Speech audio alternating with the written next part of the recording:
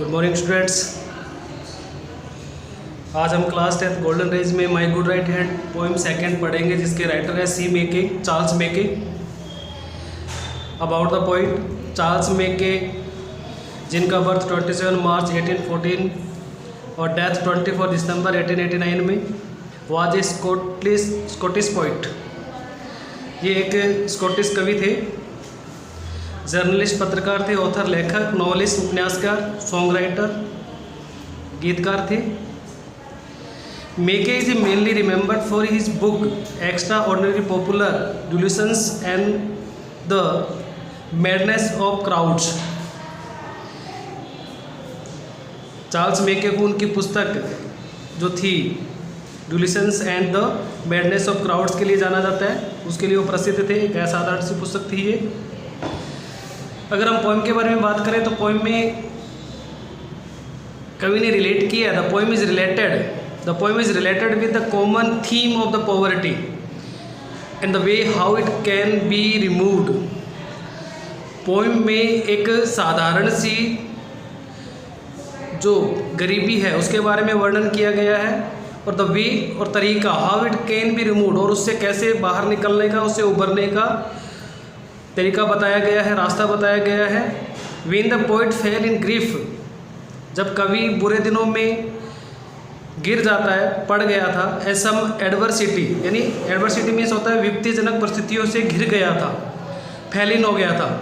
All his friends and relatives deserted him, उसके सभी friends यानी मित्रों ने, रिलेटिव्स ने, संबंधियों ने उसको डेजर्टेड कर दिया। डेजर्टेड मैंने होता परित्याग कर दिया। No one came to help him, उसकी मदद करने कोई नहीं आया। He found only lips sympathy from them. Lip मैंने मतलब कि लिप का मतलब वैसे तो हॉट होता है, लेकिन यहाँ पे अर्थ क्या है, बोलना।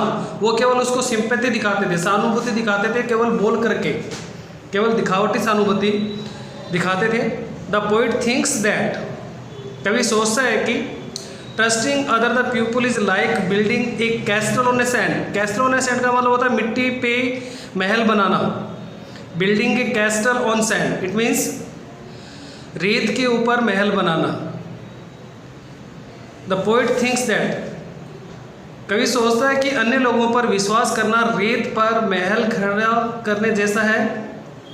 देयरफॉर, इसलिए he decided to believe in God, इसलिए उसने भगवान में विश्वास करने का निर्णय लिया। एंड द हार्ड वर्क, और कठिन परिश्रम में, to be done by himself, जो स्वयं के द्वारा किया जाना था। With this relations his courage return in him, इस आत्मानुभव, करेज रिटर्न, इस आत्मानुभव से उसका साहस वापस लौट आया। He overcome his sorrow and soon became prosperous, और उसने अपना सारा का सारा जो दुख था उस पर काबू पा लिया। ओवरकम मैंने होता है काबू पा लेना। एंड सून बिकम प्रोस्पेरियस, और शीघ्र ही समृद्धशाली हो गया। His hard work lifted him up from sorrow and pain, उसके कठिन परिश्रम ने उसे दुख एवं पीड़ा से ऊपर उठा दिया।